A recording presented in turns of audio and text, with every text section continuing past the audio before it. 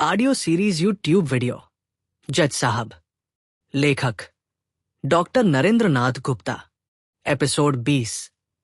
विनोद ठाकुर बैठा है, एक बहुत ही लंबा चौड़ा, मजबूत, काले रंग का और बेहद खूंखार पुलिस वाला। उसकी आंखों में एक अजीब सी क्रूरता है। वो अपनी मेज पर अपने भारी बूट रखकर बैठा है और हाथ में एक पुलिस फाइल पढ़ रहा है। विनोद ठाकुर की शोहरत पूरे जुहू इलाके में एक ऐसे भ्रष्ट और बेरहम पुलिस वाले की है जो कानून से ज्यादा अपनी लाठी और पैसों पर भरोसा करता है। विनोद ठाकुर फाइल से अपनी नजर हटाकर दरवाजे की तरफ देखता है। पहले तो वह इतने महंगे और शानदार सूट में खड़े उस आदमी को नहीं पहचान पाता।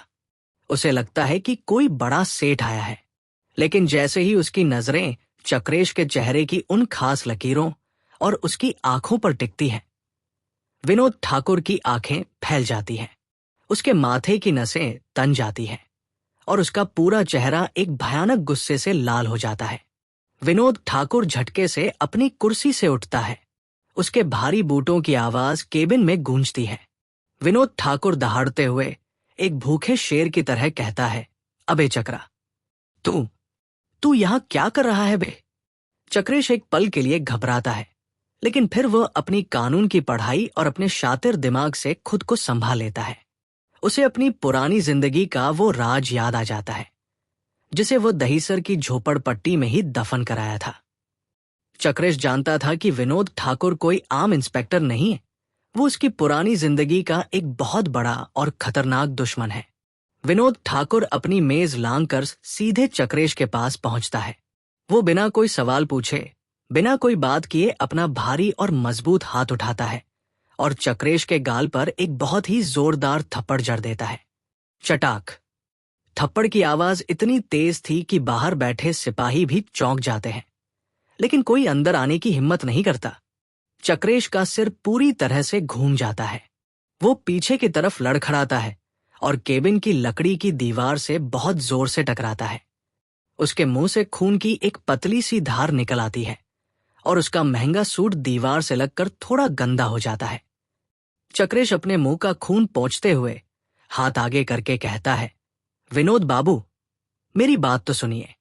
लेकिन विनोद ठाकुर उसे बोलने का मौका ही नहीं देता। वो आगे बढ़ता है, चक्रेश की महंगी रेशमी टाई को कसकर अपने दोनों हाथों में लपेट लेता है और उसे अपनी तरफ इतनी जोर से खींचता है कि चक्रेश का दम घुटने लगता है। विनोद ठाकुर गुस्से से चीखते हुए और चक्रेश के चेहरे पर थूकते हुए कहता है, बात सुनूं? तेरी बात सुनूं मैं? सुअर की औलाद, तूने मेरी सगी बहन सुप्रिया की जिंदगी बर्बाद कर दी।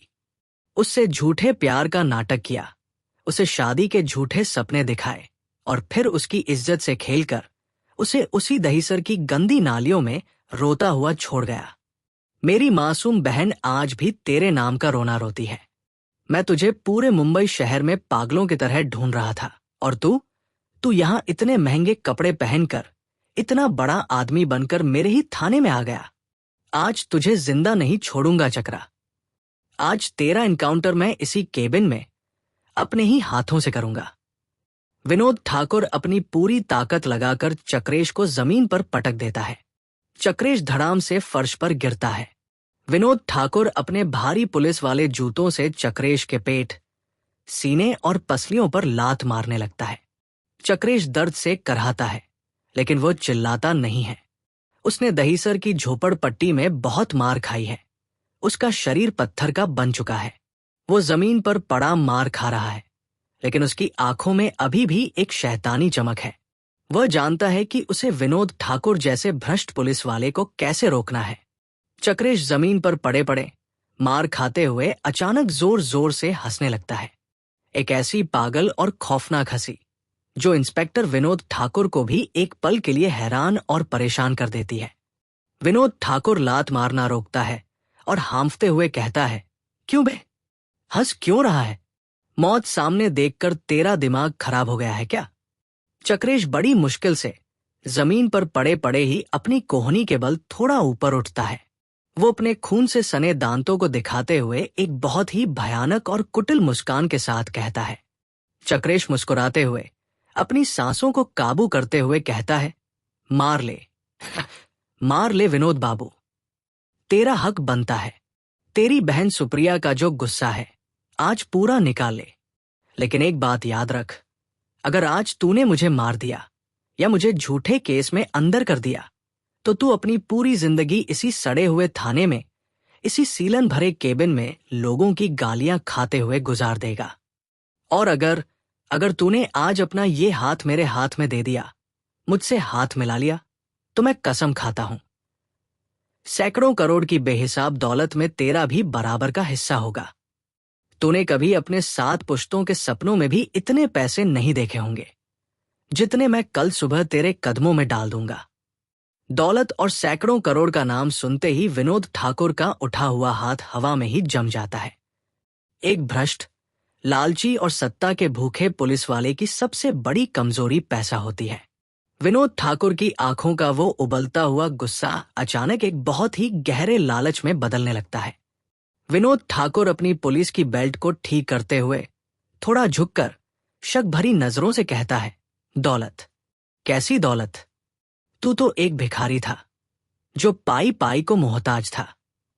तेरे पास कहां से आ गए सैकड़ों करोड़? मुझे बेवकूफ बनाने की कोशिश मत करना चक्रा, वरना यही अपनी सर्विस रिवॉल्वर से तेरे भेजे में गोली उतार दूंगा। चक्रेश बड़ी मुश्किल से जमीन से उठता है। वो अपने फटे हुए होंठ को रुमाल से साफ करता है और अपने महंगे सूट की धूल झाड़कर उसे ठीक करता है। वो विनोद ठाकुर की आंखों में सीधे देखते हुए एक बहुत ही आत्मविश्वास भरी आवाज में कहता है। चक्रेश कहता है, मैं अब वो भिखारी चक्रा नहीं हूं विनोद बाबू, मैं अब चक्रेश हूं। कैलाश सेठिया का नाम सुना है?